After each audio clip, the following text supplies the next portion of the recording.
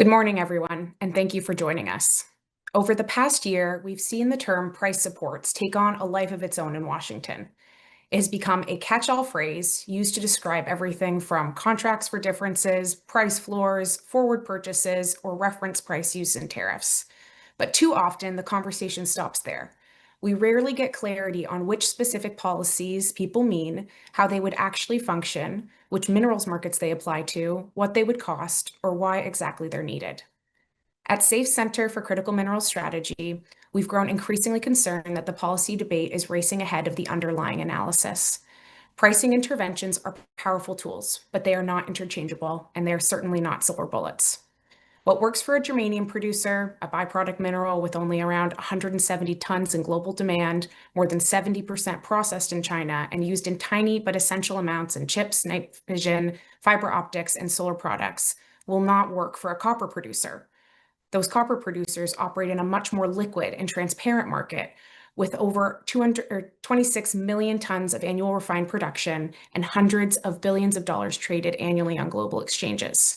The structure, scale, and distortions differ dramatically by mineral, and so must the tools. This webinar and our forthcoming report aim to course correct that direction of travel. We want to help ground this discussion in the actual market structures, the mechanics of the tools being proposed, and the broader strategic challenge they are meant to address. Our goal is to equip policymakers with a more nuanced foundation for designing solutions and help industry bring greater specificity to its asks. Only then can we begin to tackle the deeper market dysfunctions, of which today's pricing challenges are only one visible symptom.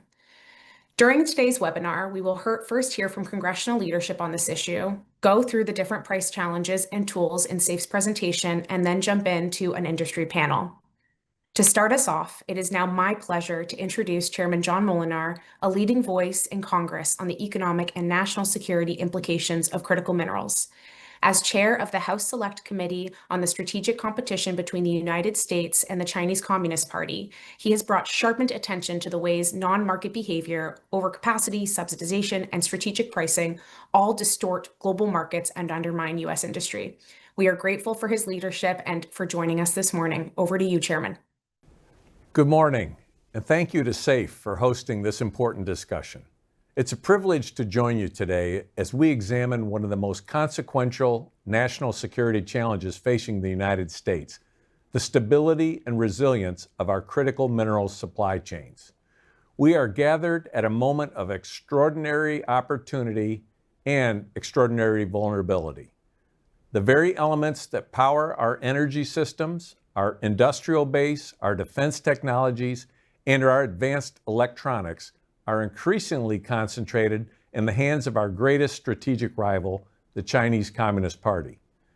The question before us is simple. Do we continue deepening our dependence on China, or do we finally take the steps needed to rebuild these supply chains here at home and with trusted allies? This is not hypothetical. Over the past year, China has shown the world exactly how it intends to wield its mineral dominance.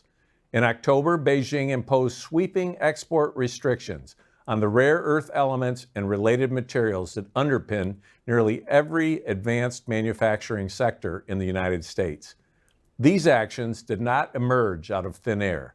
They are the culmination of decades of deliberate strategy. As far back as 1992, Deng Xiaoping declared, "There is oil in the Middle East, there is rare earth in China." Today, China controls the overwhelming share of global rare earth refining. By 2030, the International Energy Agency estimates that China will maintain roughly 3/4 of total refining capacity, and it has taken similar positions in graphite, manganese, gallium, germanium, and other strategic materials. These elements are fundamental to industrial motors, precision robotics, advanced computing, and sensitive defense applications. Chinese firms have acquired Western magnet producers, extracted their know-how, and moved everything to China. They have absorbed overseas mining assets and flooded global markets with underpriced material and forced American and allied producers into bankruptcy. China has positioned itself to control the entire world's supply and demand. This last point, price manipulation and market power, is the heart of today's conversation. Prices are not just numbers on a chart, they are signals. They tell investors when to build a new refinery, when to open a mine, when to commission a magnet facility, and when to hire or train a new workforce. But when China controls the prices, those signals disappear. Investors cannot make rational decisions, projects stall, supply chains wither, and the United States grows more dependent, not less. Our committee recently released an investigation detailing how China's use of opaque markets and state-coordinated supply surpluses distorts global markets. These tactics are designed not to compete, but to crush competition. They ensure that any attempt to build an American or allied supply chain becomes financially unviable before it begins. That's why today's discussion of price support mechanisms, market makers, strategic reserves, transparent benchmarks, and demand-side incentives is so important. If we want refineries, metallization plants, magnet factories, and recycling facilities to be built here in America, then Congress must provide stable, long-term signals that private industry alone cannot generate under current market distortions. I want to commend the Trump administration for recognizing these challenges early and taking initial steps to reassert American energy dominance and supply chain security. The task before Congress, the executive branch, private industry, and our many allies and partners around the world is to disarm China's rare earths loaded gun before it can once more be fired at the global economy. We need an all-hands-on-deck effort to maximize rare earths mining, processing, and manufacturing capabilities across the free world and end our mineral dependencies on China before it's too late. Thank you again for the invitation to speak today. I hope today's webinar helps build awareness and momentum for bold, decisive actions that would benefit us all. Thank you so much, Chairman Moolenaar, for your opening comments. I'll provide a quick overview of different pricing mechanisms to help ground the discussion. You can also refer to our forthcoming issue brief for more details on the issue. Before we get into the tools themselves, it's important to differentiate between three interrelated but distinct market challenges related to prices. First of all, critical mineral markets are inherently volatile because supply takes years to build while demand can shift much faster.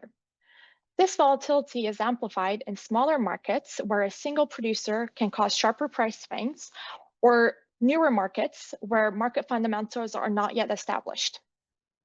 Second, the lack of price transparency, their incomplete information and information gaps makes price discovery inefficient and leaves markets vulnerable to manipulation. This opacity can also lead to volatility that has nothing to do with fundamentals. Finally, artificially low prices, where dominant market actors deliberately manipulate prices and keep them below sustainable levels to maintain market share, can drive competitors out of business. When starting the discussion on pricing mechanisms, it's important to note that pricing challenges are symptoms of other structural problems. In case of critical minerals specifically, many of the most persistent problems, especially when it comes to price manipulation, stem from China's control of the market. Improving transparency where it doesn't exist is an important long-term tool to eliminate market failures, make distortions easier to identify, and help government design more effective policies. But transparency on its own will not have an impact on what prices are being reported in the market. Other pricing mechanisms tools can be used to improve predictability for investors, prospective producers, and shield producers against price distortions. These tools can provide short-term relief for strategic projects, but they're not a one-size-fits-all solution. Approaches should be specific to unique market dynamics. It's also not a durable solution. The government needs a strategy to exit and let the private markets eventually take the lead. And it's also not a silver bullet solution. As mentioned before, the pricing mechanisms only treat the symptoms and not the underlying market conditions. We need complementary policies to address structural market problems, whether it's policies that help the competitiveness of domestic and allied industries, whether it's policies to help drive demand toward buyers that we think are more reliable. On your screen is a quick overview of pricing mechanisms. One group of tools involves the government stepping in directly. Contracts for differences and advanced market commitments are the clearest examples. Here, the government sets a minimum price or guarantees future purchases. Forward contracts where a government is a counterparty also work the same way. Offtake backstops and price insurance involve the government to step in when market fails. In these cases, the government relies on private markets to function properly, but only step in during the greatest of market failures. There are also tools where the government doesn't take on price risk directly. Market maker models do this by shifting the risk to the market maker, who commits to buying the material at a predetermined price that can be higher than the prevailing market price at the time. The government's role here is to simply help stand up or support the market maker, not absorb the losses itself. A similar structure is also true in cases where the government supports platforms that offered the forward contracts. The government is there to support the market creation, but it's up to the platform to determine what those contracts would look like. And finally, tariffs can be used to uphold a reference price. In this case, the risk moves entirely to domestic buyers and importers. There's no government spending involved, and unlike many of the other tools, tariffs actually are a revenue generator for the government, while still ensuring that producers receive a minimum effective price. Here you can see how tools differ in terms of who benefits and how much government exposure they require. Most tools are designed with producers in mind, but in some cases, like forward contracts and market makers, they can also benefit buyers by improving liquidity or allowing the buyers to lock in predictable prices. Most importantly, the bubbles you see on this graphic are not fixed in their positions. Their positions depend entirely on how the tool is designed. For example, a contract for difference with only a price floor increases the government exposure, and that bubble would move further to the right. And if the government becomes a counterparty to forward contracts, as opposed to supporting a platform that allows other private sector entities to negotiate those forward contracts, this tool that is on the left side of the graphic would move to the high exposure side of the chart on the right side. The last point I want to make is that the right pricing tool depends on both the size of the market and the specific market challenge. On this slide, the bolded items are the pricing mechanisms we've been discussing, but you can also see a range of other tools that can be leveraged. Smaller liquid markets, where the number of actors are limited, where the markets are more opaque, leave greater room for distortions. These thin markets can warrant direct government intervention when all other options fail. Whether it's advanced market commitments to provide market predictability needed for strategic projects to achieve bankability, or tools to protect against manipulation. In mid-sized markets with fast-growing demand, we start to see more room for market-based solutions because there are more market players available. Pricing mechanisms can still be used to provide the predictability or address and remedy the price manipulation, but will come at a higher cost if they're not limited to specific projects because of the inherent size of the markets. Finally, as you'll see from the bottom of the table, market-based solutions are better for large liquid markets, as the cost of the government for any pricing intervention to meaningfully shift market dynamics and market prices being reported are going to be too costly compared to the other tools available. Thank you so much for listening. I'll hand it over back to Abigail. Thank you, Zoe. You gave us a lot of food for thought in our discussion. I'm very pleased to introduce our distinguished industry panelists. Jasper Jung is the Executive Director for Global Strategic Initiatives, Global Public Policy at General Motors. Jay McClements is co-founder and managing partner at Resource Capital Fund. Tom Albanese is co-chair of SAFE Center for Critical Mineral Strategy and the former CEO of Rio Tinto and Vedanta, and very engaged across the industry. Importantly, all three of these men have shaped SAFE's thinking on pricing interventions over the past year and a half. James, as an investor, has helped us understand how price tools can unlock capital, especially within the 5-10 year time horizon that he thinks about. Tom, drawing on his experience leading major mining companies and advising firms today, has helped clarify the policy and commercial realities of negotiating price for large minerals and metals markets. And Jasper, as a major off-taker for battery materials and user of multiple trace materials, has given us critical insight into the buyer perspective, how price risk, qualification, and off-take dynamics vary across minerals essential to GM's operations. We are incredibly grateful for all of them for their continued partnership and for being here today. I will start us off with some questions, but I just want to remind attendees that you can submit questions through the Q&A in the Zoom app, and we will hopefully be able to get to them at the end. So, to kick us off, what is the specific market challenge you are facing today or have faced that makes pricing mechanisms necessary? Is it the price predictability? Is it that the prices are predictable but maybe not economic for US and allied producers? Or is the challenge something completely different entirely? I'll start with you, Jasper, for this one, if you don't mind. Sure, Abigail, and thanks for having me. It's great to be here in this conversation with you and our fellow panelists here. You know, I think it's a little bit of everything, to be quite honest. When you look at why we need mechanisms and that really provide, honestly, more certainty and more predictability, I think in this market, I think we see a lot of volatility around pricing and trying to, you know, set a clear path forward, I think. And when we look at the demand side, there's just a lot changing in the consumer market. I think when we look at, you know, electric vehicles and when we look at the economies of scale around, you know, high capacity lithium ion batteries and other inputs, automotive components, and, you know, accounting for that, I think adds another layer of unpredictability and uncertainty that we try to look for kind of in this space. So, but I would say, you know, a lot of these mechanisms that we looked at need to be taken kind of into consideration with kind of a more comprehensive look at the other tools in the toolbox that we can get into, you know, as part of this conversation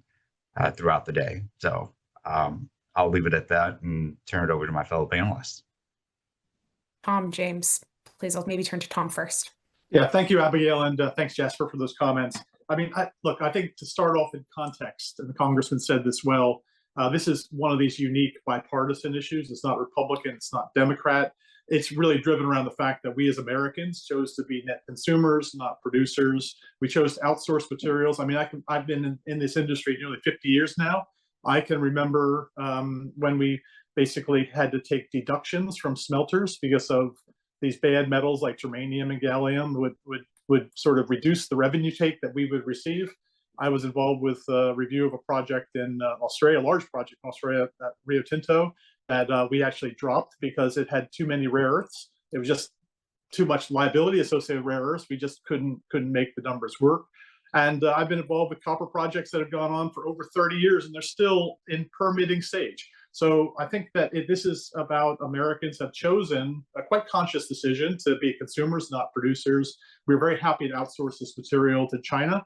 I can remember even 10 years ago saying to people that, you know, the only bulls in the room on metal were the Chinese. So this is something that we have to work together. I think in terms of your question, it's all of the above.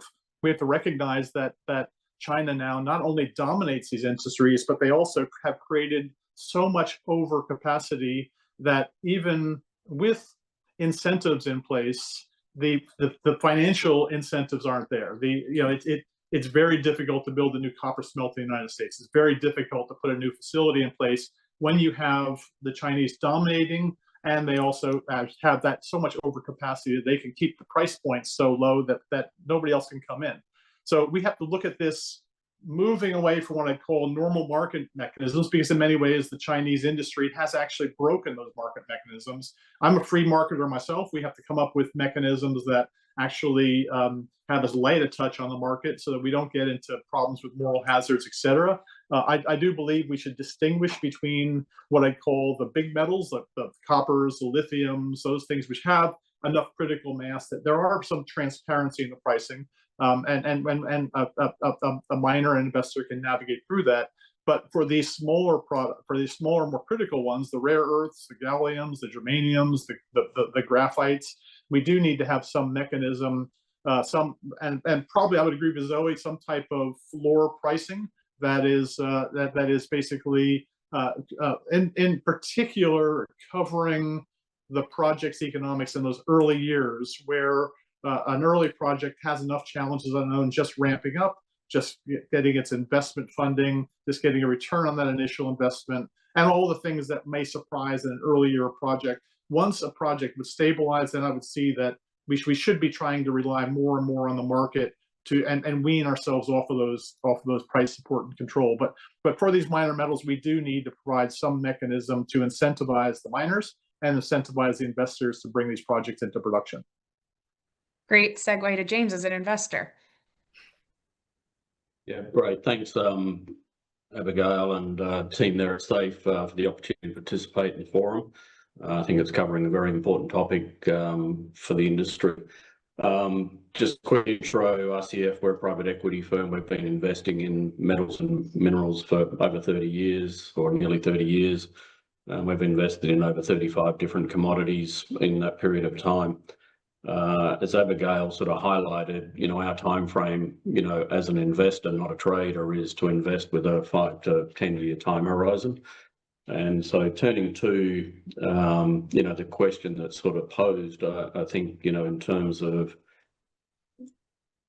what is the specific market challenge? Every time we do an analysis on an investment, the single biggest variable that, can impact on our likelihood of a potential return at a future date is the commodity price.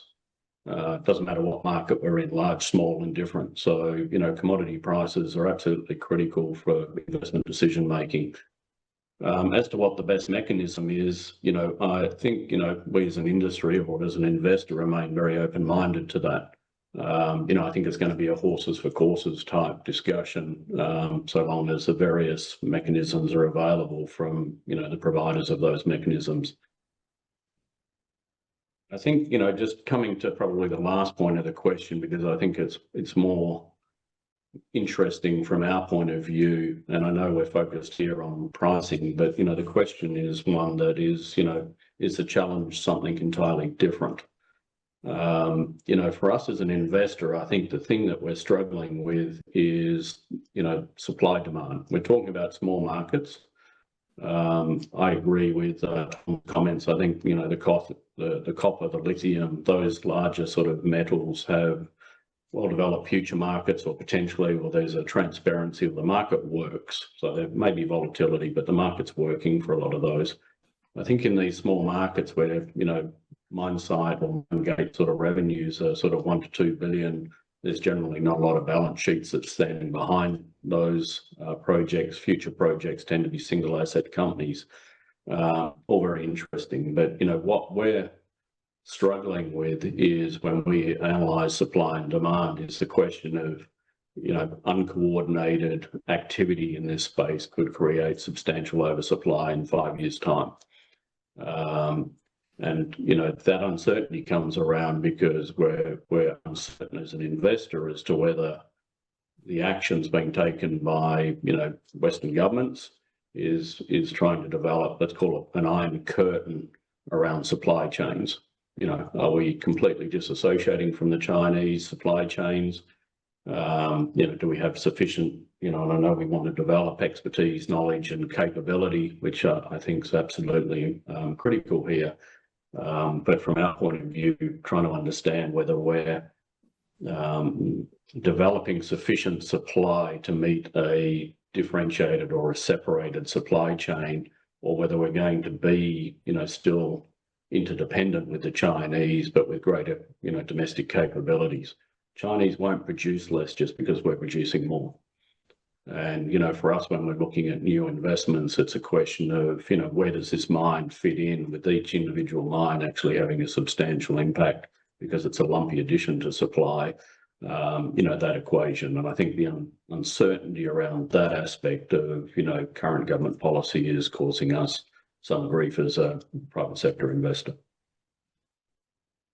Much, James, and Tom and Jasper, for those insights. It's clear there are no shortage of challenges, and even James gave us a new one to contemplate, but that lends itself really well to Zoe's point that additional policies issued in complementarity are absolutely needed, whether they're on the demand side or new regulations or trade. I want to pull the thread on one thing Tom mentioned, which is, the byproduct production and how, especially when the prices for refining large bulk materials like copper are so low. We're hearing, and I heard this from a Trafigura representative last week, that 45% of the profit can come from byproduct credits. But we don't necessarily have that broader appreciation in the market, and some of that is due to the price transparency challenges. So given that's been cited a lot as a major concern across different sizes of minerals markets, to what extent can market transparency, whether through supply, demand, inventories, or cost structures, actually help your investment decisions, help diversification efforts, help policymakers, support strong projects? And where is transparency really not going to be enough to solve the underlying problem? Tom, I'll start with you at this one because I saw you nodding. Thank you, Abigail. This is a very good point, because I think what we see is that, and we've seen this in rare earths over the past year, where some industrial companies are so desperate to get product that they need just to keep their supply chains or production cycles running, that they'll be willing to bid up prices quite high, and particularly if it's a non-Chinese type product. So you've seen sort of just here by sort of anecdote, but the traders are actually busy with situations where non-Chinese rare earths might go for triple, quadruple the price of Chinese rare earths just to fill something. And of course, the traders can find ways to work in anything in the supply chain into that particular market. But that's not an efficient long-term market-based solution. I do think there needs to be some mechanism for a platform for prices that probably you can say are non-Chinese origin, so that those that are trying to ensure that their supply chain is actually domestically sourced or sourced by countries that are allied with the U.S. Can put that on that market. There is some liquidity on that. There is some predictability. Always going to be swings and roundabouts. There always will be cycles, but you do need to have some platform that is probably Western based, that actually can say this is the price I can expect if I'm going to get in production with this business. And I can go to the market and I can say that, this is a non-Chinese product or a green product. That would be great. But we have to remember that from a consumer's perspective, and I'm sure Jasper can say this because I know we've talked with the auto companies over the years, and we say, well, we have green aluminum or we have green steel. The response is usually, thank you very much. We're really happy to do that, but we're not going to pay any extra money for it. So this has to be a bit of the consumers and the producers working together to accept that there will be a premium for some of the product that may actually not be as inconvenient, but it's necessary to have an assured supply chain. Jasper, I'll let you jump in here since Tom implicated you. Yeah, no, I appreciate that, Tom. I was going to say, no, I agree with a lot of what Tom's saying here. And I think just picking up on some of his points, I mean, I think the reality is when you look at costs, right, and you look at the disruptive nature of these components and these critical mineral inputs and rare earth inputs into a whole kind of portfolio of components, right? Like we have to measure and we have to calculate for that cost as well of a plant going down, because we don't get, a rare earth input into an LED lamp that can take down an entire plant here in the US, right? Like if we don't get that part, like we can't manufacture that vehicle. So, we talk about premiums and we talk about kind of what OEMs are willing to invest, right? But we have to look at the entire picture, right? Like in terms of thinking about what's actually the cost impact and the consequences of that. So I think it's a much broader assessment. And I think, this is certainly part of that cost calculation, right? And being competitive, right? In order to get those inputs that we need, but then also keeping our plants up and running and delivering for our customers. So, so that's one point. I think on, building on some of the other points that Tom made, I'd say like I completely agree, right? Like we do need some type of pricing transparency mechanism. I think transparency is critical to price discovery and to, a lot of the other tools that we need in order to mitigate and share some of the risks associated with kind of long-term offtake agreements as part of in this space. I'd say this is especially true for smaller markets, for smaller, particularly around rare earths, right? That are more susceptible to price spikes, to volatility, and to risk of manipulation of those prices as well. So I think I just kind of highlight that when you look at some of the smaller markets, I think that's important. And the last point I just would want to make real quick is SAFE has talked about this in its briefing materials on this, but how do you create kind of that pricing transparency among Western companies, allied markets, right, in a meaningful way, right? Like in terms of getting the mechanisms that you need to move forward when you have to find a groundswell of participants, of investors, of off-takers, of producers to really glom onto that concept and to participate and to commit, in maybe it's a U.S. government sponsored kind of mechanism there, right? But I think you need the scale in order to really make that kind of meaningful going forward. Really, really good points on cost impact and security impact. And on the traceability or on the transparency kind of closing point you made and getting a lot of participants, we need more coordinated traceability policies so that we illuminate the non-compliant nodes, because we don't want to have material from Australia to the United States kind of have the undue burden of additional costs of traceability requirements. We really want to focus on broader market transparency to illuminate price discovery and undercover the true cost of operations. James, I want to close out with you on this question, and hopefully maybe you'll help us with the last part of it, is where is this not solving the underlying problem? Yeah, look, thanks, Abigail. Look, I think from our point of view, transparency, price transparency, yeah, look, very helpful, but I don't think it's a core issue.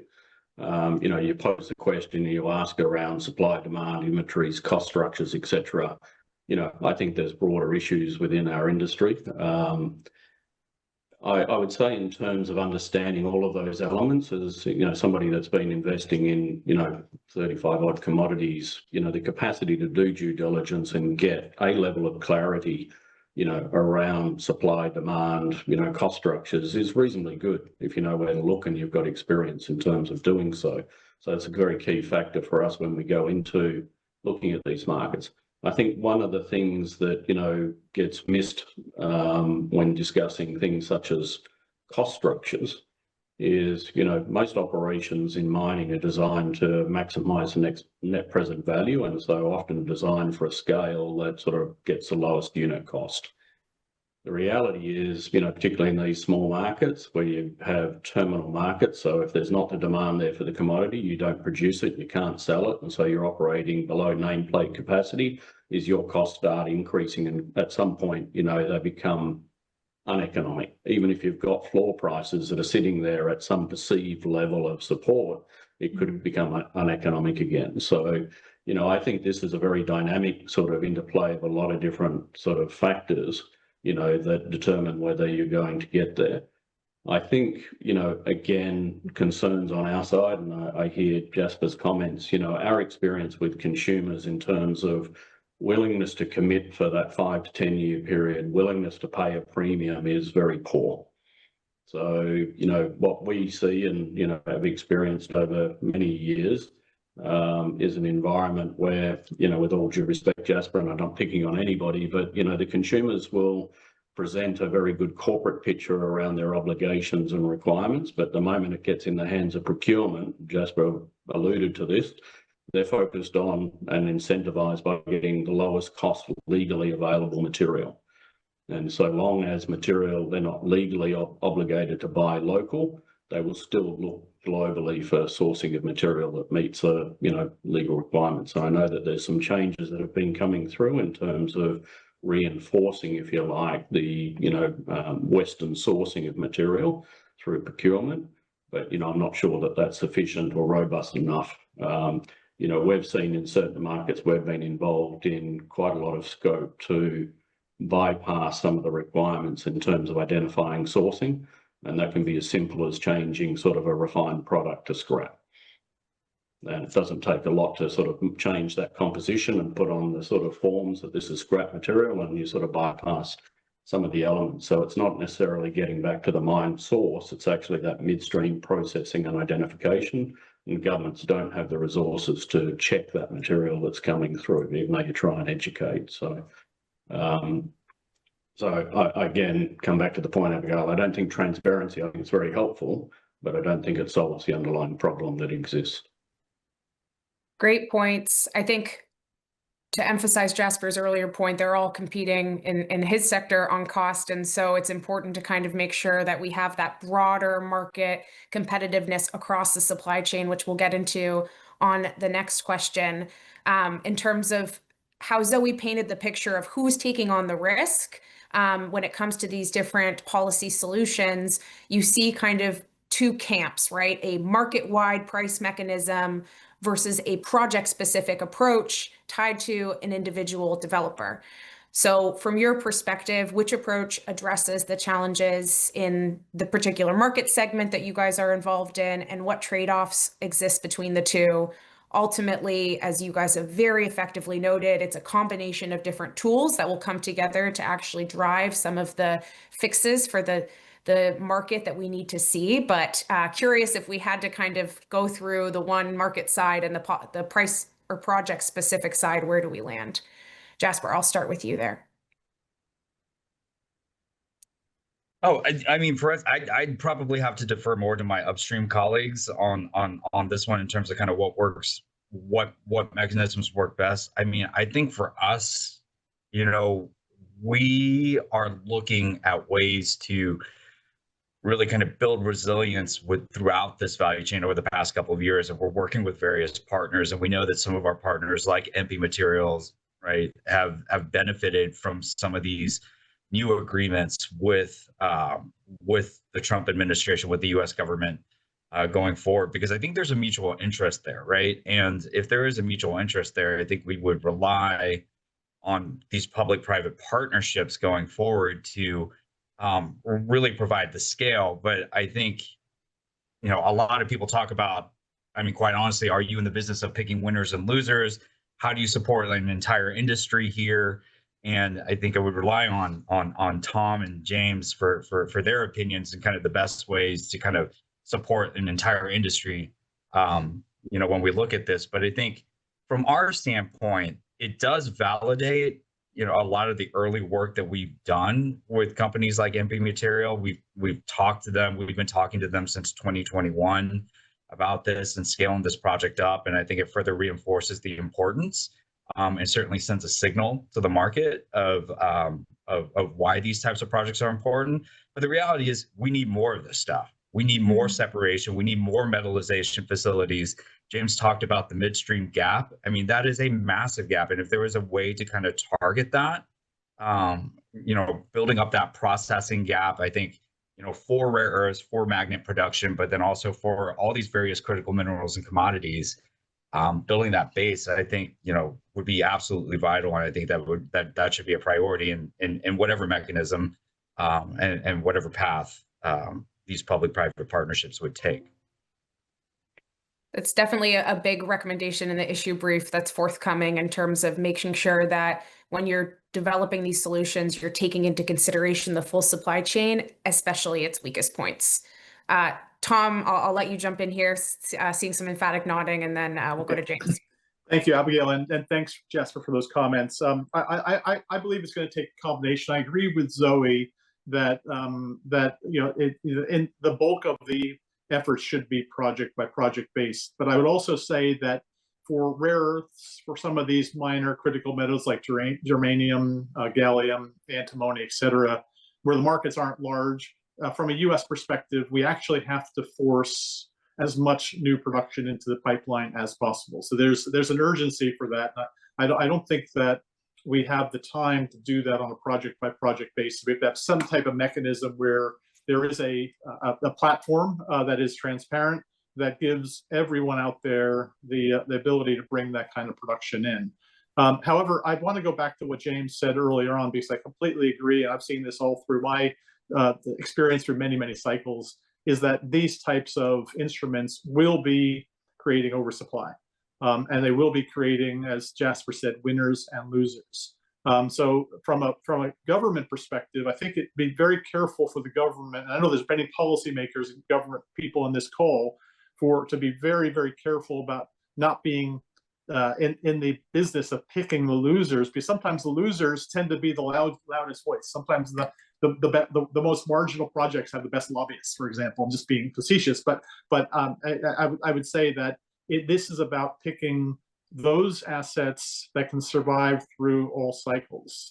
It's typical resource economics theory that prices will drop until basically production comes out of the market. Those low-cost producers, the first, second quartile people, will stay in the market through the cycle bottoms. The third and definitely the fourth quartile will come in and out of the market. I think from a policy perspective, what we don't want are all of the swing fourth quartile producers to be basically failed government enterprises. And then basically you have the international companies that are sticking with the solid companies. So quality does matter. I really want to emphasize to the people on this call that are in the position of making decisions, the difference between a really good mining asset versus a so-so mining asset versus a crappy mining asset. It's profound. And just because it may be germanium or rare earths or antimony doesn't mean that it's going to be a great asset through the business cycle. So you stick to quality. And that's what I'm saying is some things need on a platform basis across the cycle just to get new production in. But for the project by project stuff, ensure yourselves that the teams that are looking at supporting those are focusing on the best quality projects. Thanks, Tom. Just before turning to James, I want to emphasize two things Tom said, giving color to the second. Speed matters, and the project by project evaluations take time. And so I think that's something that people need to take away from this conversation, in addition to the strong point on quality of these projects. The other thing Tom said in terms of the small byproduct materials like germanium and gallium that are urgently needed, and Jasper noted this as well, is that there's different tools available. We don't just necessarily have to prop up price for a specific producer. The offtake agreement that was facilitated by Sojitz and the Alcoa, Australia, US, and Japan deal is a really good example of this, that the price of that is justified for the project to move forward. And so just want to bring additional color from Zoe's conversation into the tools available for these byproduct materials. It doesn't always have to be a specific direct price support in the terms of the government paying the difference. So with that, James, I know you have lots of thoughts on the points Tom made too, so would love to hear your additions. And I want to prime people again to put some questions in, and we'll turn to that momentarily. Yeah, thank you. Look, there's no shortage of minerals in the ground, right? It's always been the case. It's just needing and I think Tom referred to it earlier, the appropriate signals, in order for these things to be sort of developed. And, there's 3,000 listed mining companies, most of them juniors, and they will respond, they will adapt to, whatever the market signals are. But more than that, what the headlines are, what the flavor of the month is in terms of what commodities that they need to chase. So, I'm a very big advocate, if you cut to the chase, of, you've got to pick winners. And when you pick those winners, you've got to go all in to support them. And I do compliment sort of the authorities around the MP Materials deal. I mean, we developed the first MP Materials or Mountain Pass mine. We took it out of Chevron back in sort of 2008. We did very well out of it, but, subsequent to us, the volatility in the market killed the asset. So, we're very familiar with it. We've been there. Often we were well ahead of, where we are today in terms of having a thesis for investing ex-China supply, but didn't get support for a long period of time. So we're very familiar with some of these dynamics. I think if you look at that MP material in terms of going all in, sorry, just our sort of nearly went out. One of the most innovative things that we saw in terms of the structuring of that deal was not talking just about price support mechanisms. It was actually underwriting EBITDA, down the supply chain there, and I thought that was incredibly powerful, because you're not just supporting the revenue side, you're actually underwriting the cost structure. You also allowed crowding in of lower cost of capital, because debt could be provided, because you're essentially supported by, US government guarantees around financial capability of the magnet. So I thought that was very interesting. But if we talk about rare earth specifically, and we're looking at rare earth investment opportunities, and we just passed on one a few weeks ago because we couldn't answer this question, and I raised it earlier. You know, are we looking to invest to develop fully independent, you know, behind an iron curtain, 100% supply from Western sort of vertical processing verticals or value chains, or are we looking to be, you know, relatively self-sufficient, operating in, you know, with capacity, operating, you know, within a global supply chain? Because to be perfectly honest, if we look at the rare earth market right now and you say speed to market, there probably is already the 4 or 5 necessary Western sources of rare earth mines, you know, well advanced, well supported, you know, got backing, you know, that already exist. Now, if we need to go beyond that in terms of a fully isolated sort of supply chain, you could probably support another 4 or 5, right? But the uncertainty about, you know, the lack of clarity around how far are we going to go in this exercise, because I agree with Tom, you know, this market's going to be oversupplied. As an investor, I sit there and go, you know, and we talk about the fact that we wait 3 or 4 years and pick up distressed assets that have already had substantial sunk capital. Is that a better investment thesis than us actually being capital into the development of these new mines today? So they're the choices we have to make on behalf of our investors. So I'll leave it there, Abigail. There's probably fair bit to pick apart in some of that, but pick winners and go all in. It would be my recommendation. Yeah, and I think your point on we don't want to copy and paste what China does, where we have so much overcapacity, oversupply at the cost of the project economics, because we're then kind of perpetuating the market dysfunction that we're trying to solve. I want to turn to oh, go ahead, Jasper, please. Oh, I'm sorry. I just wanted to kind of come in two-finger and just follow up real quick on some of these points. I think just the points that both James and Tom made, I think, are really good. But I think I want to pick up on the speed thing. You know, when it comes to the project-specific approach, right? Like, I mean, I think there are some things there that this government, this administration here in the U.S. is trying to do to really kind of send the right types of signals, right, and to share the risk in some of these projects, right, and to actually find mechanisms to avoid further kind of market manipulation, I think, through this very project-specific approach. On the speed side, I just wanted to kind of double down on a different perspective there.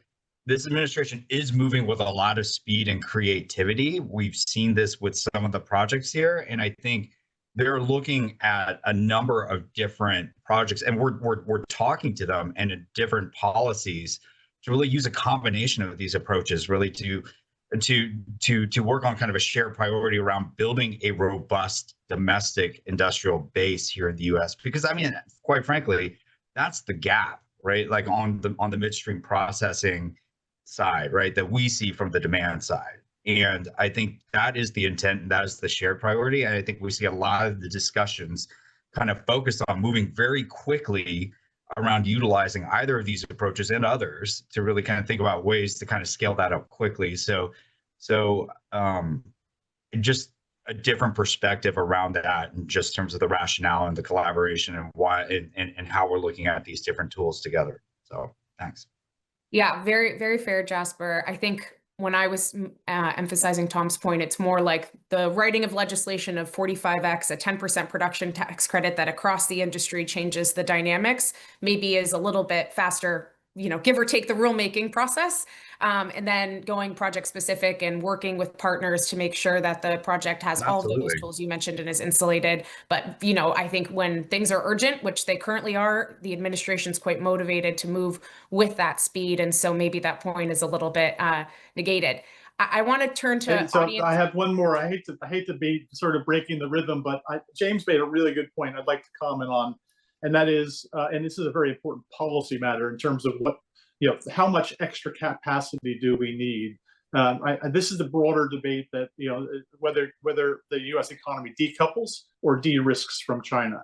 And I'm a strong believer it should be de-risking, that we can't afford, the global economy cannot afford to have two completely different economies out there. I think there's just too many opportunities for financial accidents to take place. So I put myself in the de-risk category, which means that rather than us trying to be wholly self-sufficient on rare earths or germanium or graphite, what we should be trying to do is to capture enough market share. Maybe it's 20%, 30%. I'm sure an expert will tell us that actually the China has no longer that ability of creating the dominance and creating the only market. So I tend to agree with James is that support the winners. I think in some cases, look, I think in germanium, those were actually most of it's going to come from refiners and smelters. We got to just do every single thing in our capability. We may create oversupply in 5 years, but that's probably for U.S. industry a good thing. But I would say in general, we shouldn't try to completely be decoupled from the Chinese supply chain for these products, just enough so that China doesn't have its natural advantage it has today. Great point, Tom. I want to make sure we get to at least 1 or 2, hopefully 3 audience questions, and I'm going to be maybe a little bit targeted in who I direct them to help with the time that we're up against. We've talked a lot about these big market minerals. We've talked about some of the trace materials, but we've missed some of the emerging middle market minerals. So while lithium may be in that camp, prices are still well below investable levels, and the processing gap will continue to increase if Western companies do not invest in the next 1 to 2 years. So we talked a little bit about that gap, but what do you recommend we do in the short term, whether it's pricing tools or others to help incentivize lithium processing in the West? And I'll maybe turn to Jasper on this one and then go to James on an investment question. Yeah, I think, this gets back to one of my main points. I don't think pricing regulation actually makes a lot of sense for every single material, right? It's not a one size fits all. I think there are things like lithium, like aluminum, like steel, where you have a diversified supply. There's a ton of producers out there, right? These are traded in large liquid global markets. And also from an application standpoint, there are substitutes for this, and there are lower barriers to new supply, right? So I think there are other things that we could possibly look at. I think particularly for like these mid-size or emerging markets like lithium, cobalt sulfate, I think it's another one that's listed, I think, in the brief. But looking at ways to improve liquidity and transparency, I think there are a number of mechanisms you could look at for that. So thanks, Jasper. So we got this very good question in terms of how that I think you guys are well positioned to answer in terms of what is the incentive to be able to use reference prices? So would an analyst use an industry cost curve having removed Chinese capacity and set the reference price, in this case, maybe a floor price, at the level of the highest cost non-Chinese producer? If we do that, what's the producer's incentive to innovate? So really kind of that, capture or circumscribing of innovation if we give them this kind of price floor mechanism, and then how technically do you actually manage defining the cost curve ex-China? James, maybe I can turn to you on that one. If it was clear, I can re-clarify. Yeah, no, look, I understand what you're asking, because, it's the question we ask ourselves, Abigail, and whoever asks the question every time we look at an investment here. So we do look at cost curves that are, local, but also, and when I mean local, meaning ex-China. But it's almost irrelevant when you've got interdependent supply chains, right? So, and I think Tom talked about it earlier on. So many of these commodities might be byproducts from existing operations, and trying to determine cost curves when you've got byproduct materials is almost impossible. And it's also impossible to determine Tom would have experienced at some of the large copper mines, do they increase the molybdenum output?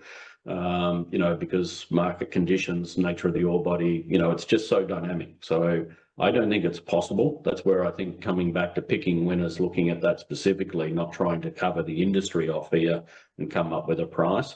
I think if you've got a very clear connection between the pricing mechanism or the support and offtake, because back to my earlier point, I think cost structures change if you're not actually operating at capacity. And I'll just add one other comment here that I think people need to sort of get their minds around, is I've not experienced I'm going to say a critical mineral project that, you know, when we're talking midstream processing, not just the mines, but getting into midstream processing that's ramped up to nameplate anywhere near where feasibility predicts it would be. And so, you know, the capital drain that occurs, you know, during that period, which can take years, because there's quite an art to relearning and having the knowledge base to process these materials. And, you know, question was asked about lithium hydroxide. I've sat on, you know, we've invested in multiple lithium projects over the last 15 years. I've sat on the board most recently of one of the largest hard rock lithium producers that passed on the opportunity to be in lithium hydroxide in Australia. And there are billions of dollars already sunk capital in failed lithium hydroxide plants in the Australian marketplace where they've tried to replicate. So, you know, and a lot of that is knowledge based. So, if I may add to that on lithium specifically, because I think lithium is quite unique in that it's not just the upstream part of it, but it's the integration of the total supply chain, and even more so on the battery supply chain. China is particularly dominant, more so than on that upstream supply as it is. So the highest cost lithium in the world would come from the lepidolites in China. Sometimes they come in and out of the market as you would expect in a market making. But I think that also the Chinese are accepting that they take losses on the upstream because it actually allows them to increase their dominance on the downstream battery manufacturing. And I would say from a policy perspective on lithium, James, you've been around lithium more than I have, but I would say that cost curve is quite important. I would always be looking at the salars, particularly the South American salars, where the costs are actually quite low. I would definitely see that they are the kind of things rather than hard rock lepidolite, which, you know, in Canada you get the hard rock lepidolites, but they actually don't go through the cost chain as efficiently as these salars do. So when it comes to picking winners, there are certain types of deposits that actually will be surviving the cycles, but I don't think we can assume that China will just turn off its high cost supply to make it convenient for everybody else. Just follow up. Sorry, Abigail. I think we've got a fracking moment coming in lithium. Yeah. With DLE. So and that's technology. Technology will solve some of these supply issues. And I'm happy to have a side conversation with you on cobalt, because we can do the same thing on cobalt. You guys are inviting a need to do one of these webinars per commodity, I think, but I'm glad we were able to sufficiently talk through some of the lithium. One question that was asked, and I'm just going to answer it myself as we close out here, but, you know, do price floors help with this problem, or do they create a false sense of profitability for companies? What kind of safeguards should be in place to make sure we're not supporting the highest cost producer? I think, as James said, minerals are everywhere. Any project can get financed, get produced with the right types of support. We're also taking into consideration security of supply from disruptions, as Jasper mentioned earlier. Ultimately, I think if the public sector could solve this alone, they would. If the private sector could solve this alone, they would. And so just from this industry panel, you can kind of garner the need for that cross supply chain engagement, you know, from the OEM side, from the investor side, from the producer side, to better evaluate projects that are strategic, but making sure that we're not picking the wrong winners, so to speak. And so that's kind of my quick answer, just trying to give kudos to the really fabulous panel of gentlemen that we had with us today. Thank you so much for your time and your participation. And thanks again to Chairman Moolenaar and to Zubeyde for their contributions. Enjoy the rest of the day. Great job, Abigail. Thank you. Yeah, thank you.